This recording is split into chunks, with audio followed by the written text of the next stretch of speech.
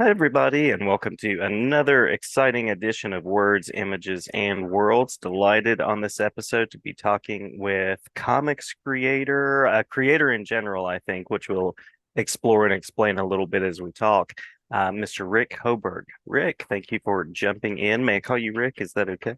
Oh yeah, please. That's what everybody calls me. So All right. Sounds good.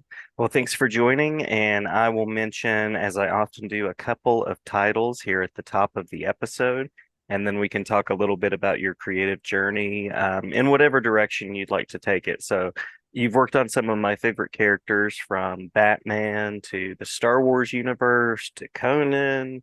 Nightman is one of the characters that's there in the pantheon that you've worked on from Malibu in the early 90s, as well as the New Gods. Anything that I missed that's a top 10 favorite that you want to make yeah, sure? All-Star Squadron. Yes, absolutely. Yeah, Absolutely. I've All star. loved those characters since I was a child. And the minute I got to read the return of those characters as a group in Justice League, I believe it was Justice League of America 21 and 22. Hmm. I just was hooked on those characters. I've loved Dr. Fate and Hour Man, and of course the Golden Age Wonder Woman and Superman are among my favorite characters also. So a wonderful circle of events that you were able to then work on the characters that you loved and grew up with in a way. Yeah, and work on them with Roy Thomas, an expert Yeah. in the field, and a guy who I credit with really getting my career going because he gave me those Star Wars covers to do. Yeah. And Yeah. those things just immediately put me where I needed to be to get my start in comics. And it has gone well from there, of course, but every time I've had the chance to work with Roy, it's just been another step up for me. Yeah. Yeah. And I like him and his wife a lot too. They're great people. Oh yeah, yeah. I've never had him on the show, but I met him in person at conventions and just seems to be the nicest guy. He is. He's a real nice guy. Yeah. Yeah, yeah. So was it the Justice League that was sort of your introduction to comics, or were there other characters and stories that were part of your reading background?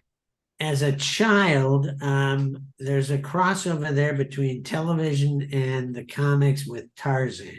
Tarzan Mm-hmm. was the first hero that I remember loving and finding totally fascinating. And I remember I was reading the Jesse Marsh comics and pretty much at the same time watching the Johnny Weissmuller films on television, because this would have been when I was old enough to really kin those. That would have been at the age of about 3 or 4. So Mm-hmm. that would have Hmm. been in 55, 56, 57, right in that area. So those and the Superman character that George Reeves portrayed on television were really important to me as a kid. In fact, I was telling somebody else recently that I spent a lot of time as a little boy wearing Sears Superman costumes, just Oh, love it, love walking around everywhere. I remember some of the looks on my old man's face, and he just goes, "That kid ever going to get out of that cave?" it. And then you went on to draw and create in those worlds. So Yeah, you kept the cape on in a way. I did. Yeah, yeah, love it. Yeah. Um, So curious about, you mentioned Roy Thomas, curious about folks that were especially kind on the path, collaborators that have been really positive experiences that you've had the chance to enjoy. Oh, I've had more than my share, that's for sure. Because another person whose work that I was thoroughly enamored of was Russ Manning. I love his Tarzans because I agree with what Russ told me and a group of other people one time when he was asked who's the best Tarzan artist of all time, and he said, "Well, I am, of course," and I completely agree with him. I think he not only drew in a way that allowed your imagination to take part and to create a little bit of what was there. He understood burrows better than any other person who had done the writing of the strip in particular up to that point, and the comics. He was just great at doing Burroughs right. And so that and Magnus Robot Fighter. Magnus Robot Fighter is one of the great unsung superheroes of comics. And I don't mean the more Absolutely. modern version. That was okay, but the early version was just so streamlined and had so much of the classic science fiction writers in it. You could see, Asimov especially. There was a lot of Asimov in that sort of stuff, and Heinlein and those sort of writers. And he was like the first guy to hire me, actually. I ended up doing Tarzan comics for overseas distribution with, in fact, Bill Ray and I got our jobs with him at the same time. Bill told me he was looking for guys, and we both drove up to his place in Majeska Canyon, just outside Orange County, because we both lived in the Huntington Beach, Costa Mesa area. And he hired us both that day, as long as we promised to draw everything exactly like Russ Manning would draw. And that got us our job. Swiping Comics got me and Bill into the big times, basically, because he had other people who could do really professional comics. So we just needed a chance to show we could be of value to it. And we did a couple of really good things on it. Job didn't last but like 6 months. But still a highlight, it sounds like. It is, yeah. And then from there, I ended up working with a number of other people who I was really in love with their work. The guy who got me into animation, Doug Wilding, was created Johnny Quest, another thing that was a benchmark in my particular upbringing, because I'd never seen anything quite like Johnny Quest when it premiered on ABC back in the day.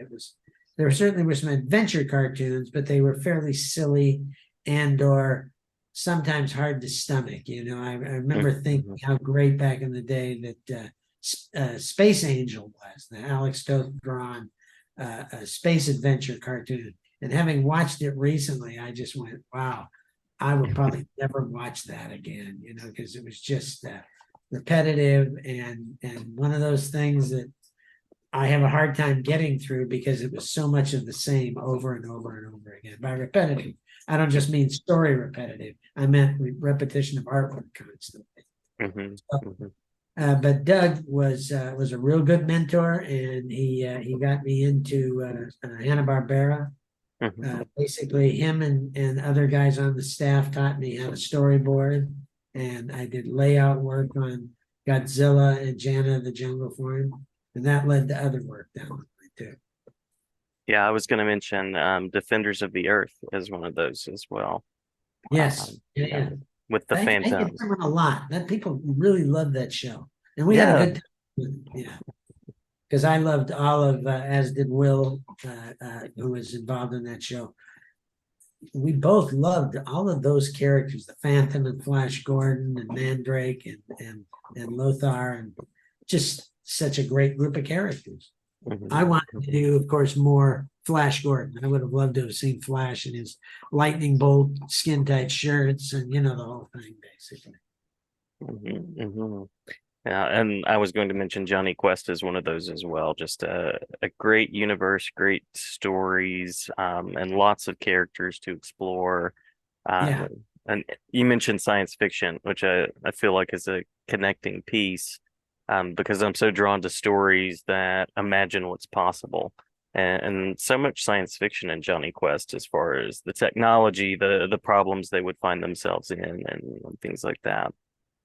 Yeah, and Doug did that specifically to be a little more than realistic. Almost every idea he used in the show, he openly admitted to me and others that he got it out of Scientific American. He wanted the stuff to be based in some kind of reality. I think he only did a couple of episodes that had things in it that were impossibilities, such as the big giant creeping eye spider robot and Turu the Terrible, the pteranodon that old man in the wheelchair had. That, other than that, he had a lot of stuff that was just based in actual reality, like those villagers in the Amazon that they came upon in one episode, and the lasers in the very first episode, the Frogmen episode. It's just the lizard men, I think it's called, of the Sargassum.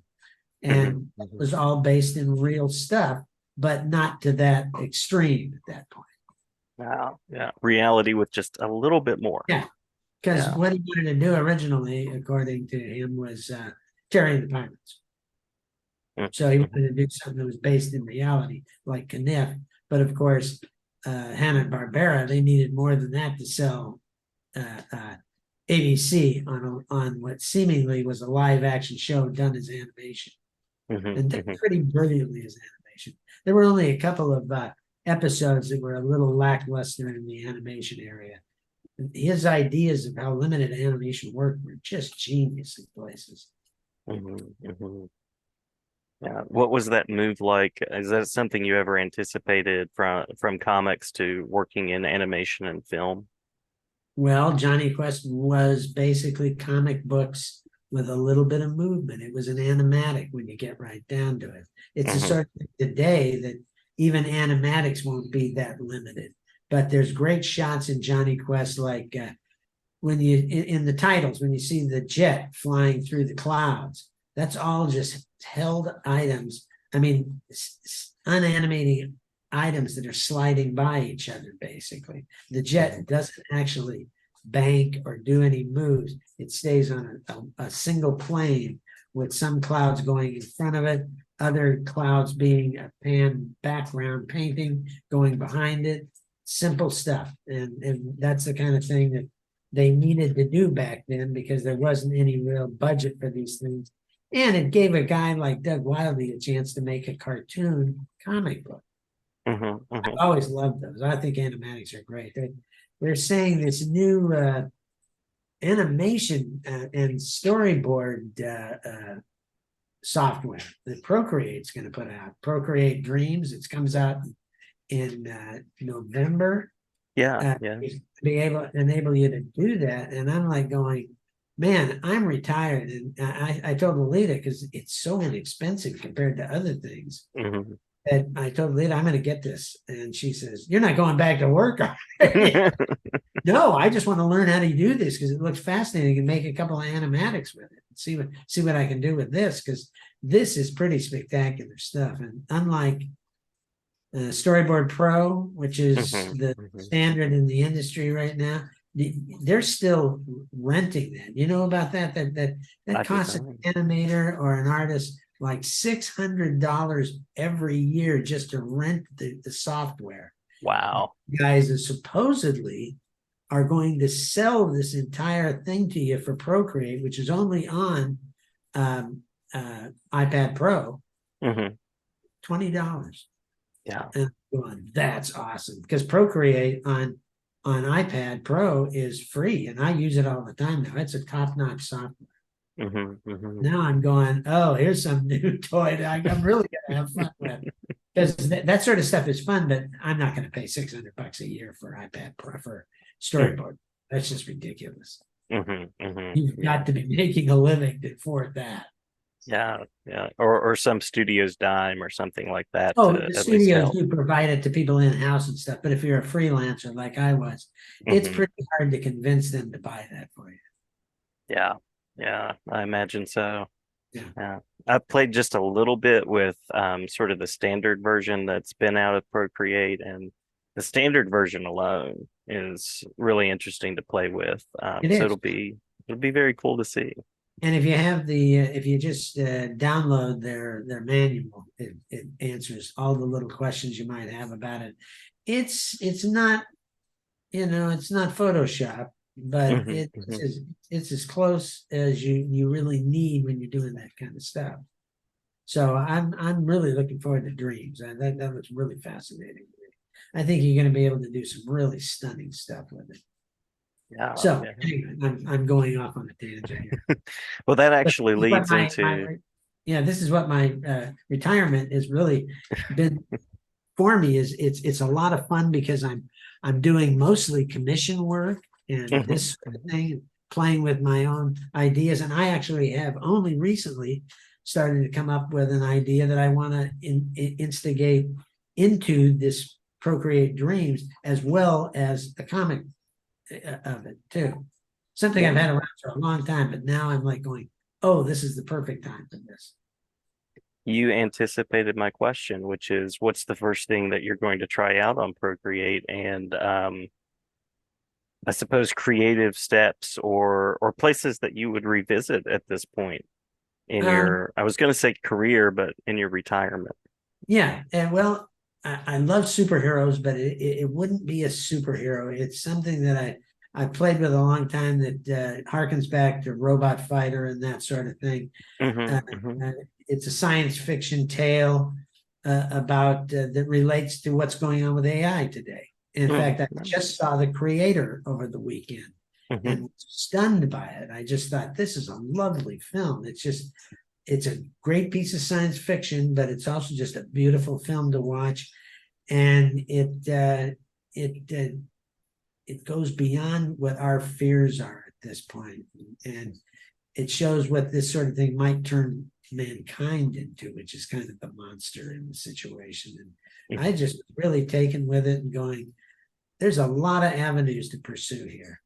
And one of them I've already started on a long time ago, so I might as well see where the path leads to. Yeah, I've yeah. already got the characters. I've been thinking about them for so long that it'll probably be this project.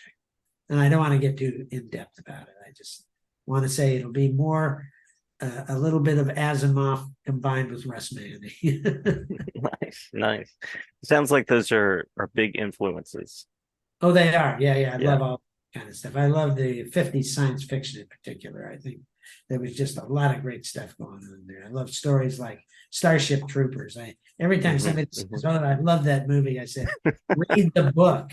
Yeah, the Jeez. book is a world that's just completely different. And Oh, it has yeah, nothing to do with it almost. I yeah. enjoyed it. It was fun, but it is not that story. And that's more what this movie is like. It's more of a reality of what is really going to happen rather than a comic book version of it, so to speak. Hmm. Hmm.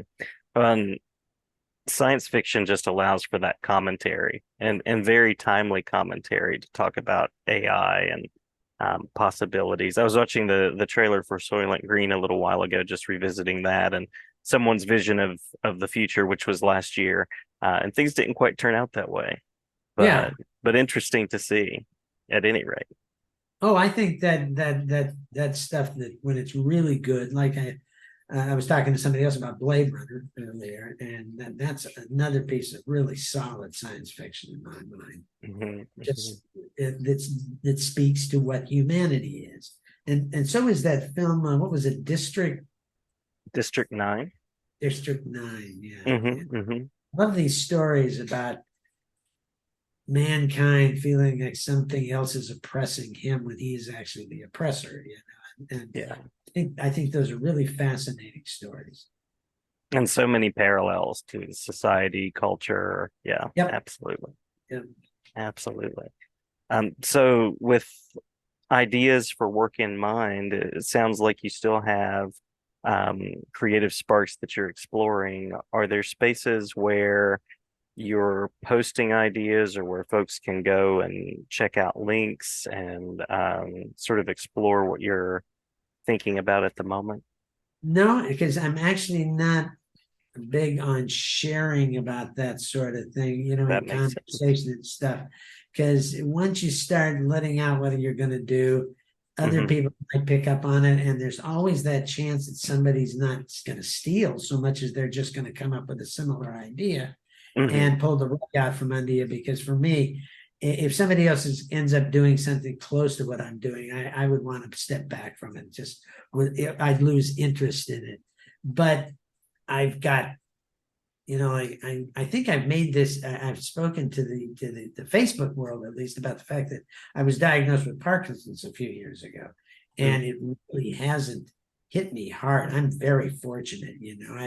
I look on guys like Michael J. Fox now as heroes because, geez, Hmm. he's just undergone so much. And the worst I get is a little tremor in my hands here and there, and Even Mhm. so, my drawing is as good, if not better, than it's ever been. I'm really enjoying drawing these days and using various softwares and stuff as a backup to it because there's so many fun things you can do with that stuff. I work with less with Photoshop now and more with Clip Studio Paint, and good Lord, they have so many things on there that I wasn't aware of. Like I was always fascinated with how the Japanese manga artists could do such beautiful backgrounds all the time. Well, it's Mhm. because they've got great software that enables them to change photographs into things that they can manipulate and or just use directly. And so I've played with that stuff. I haven't really used it much. I certainly not in commission work and stuff, but whenever I'm playing with it, I'm going, this is going to be useful to me someday. In fact, Mhm. now I Mhm. find I can use it to create backgrounds that I can draw from too. And it's just it makes the work even better. And I know Mhm. people have been doing it for years. In fact, I think back to the 60s when guys like Jack Kirby and Neil Adams were throwing photographs in as backgrounds. And it Mhm. looked pretty cool, but we all knew they were photographs. Mhm. These days, you can actually use software to do all sorts of fascinating things and create with it too. You don't have to draw everything, but for instance, I do want to draw everything. Like I just did a cover reproduction that was actually half my work and half Gil Kane's work. It's a Mhm. reproduction drawing that Gil Kane did, Mhm. and I redid the figures all myself as to be figures that I thought were better, more appropriate to it. And one of the background elements was a piece of